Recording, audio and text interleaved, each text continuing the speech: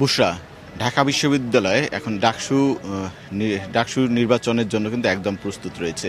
প্রায় ৮টি ভোট কেন্দ্রে ৪১১টি বুথে এই ভোট অনুষ্ঠিত হবে। আগামীকাল সকাল ৮টা থেকে বিকেল ৪টা পর্যন্ত ভোট চলবে এবং বিশ্ববিদ্যালয় প্রশাসন জানিয়েছে যে বিকেল ৪টার মধ্যে যদি ভোটাররা ভোট কেন্দ্রে যদি বুথে লাইনে থাকে তাহলে তারা ভোট দিতে পারবেন। এরপর ভোট গণনা শুরু হবে। ভোট গণনা হবে হাতে এবং মেশিনে এবং বড় ডিসপ্লেতে ভোট গণনা প্রদর্শন করা হবে। এবং আরেকটা বিষয় জানিয়ে রেখি যে এবার প্রথমবারের মতো যারা অন্ধ শিক্ষার্থী আছে তারাও কিন্তু ব্রেল পদ্ধতিতে ভোট দিতে পারবেন। প্রায় ৪০,০০০ এই শিক্ষার্থীর ভোট গ্রহণ আগামীকাল প্রায় ১১ ঘন্টা পর সকাল ৮টায় শুরু হবে এবং বিশ্ববিদ্যালয় প্রশাসন জানিয়েছেন যে তারা ফ্রি এবং ফেয়ার একটা নির্বাচন দেওয়ার জন্য বদ্ধপরিকর এবং একটা কার্যক্ষম ডাকসু কেন্দ্রীয় ছাত্র সংসদ যে ডাকসু সেটা তারা দেখতে চান এবং বিশ্ববিদ্যালয় প্রশাসন বলছেন যে সব ধরনের নিরাপত্তা নেওয়া হয়েছে। বিকেলে ডিএমপি কমিশনার তিনিও কিন্তু বিশ্ববিদ্যালয় ক্যাম্পাস ঘুরে গিয়েছেন এবং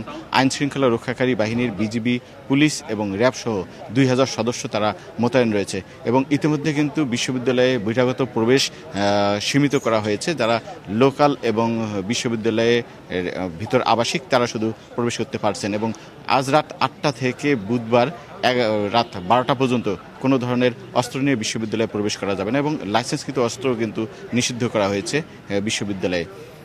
বুশরা, এবং একদম ডাকসু নির্বাচনের জন্য এই মুহূর্তে যদি বলি তাহলে ঢাকা বিশ্ববিদ্যালয় প্রস্তুত রয়েছে। আর ১১ ঘন্টা পর ভোট গ্রহণ শুরু হবে আগামীকাল সকাল ৮টায়।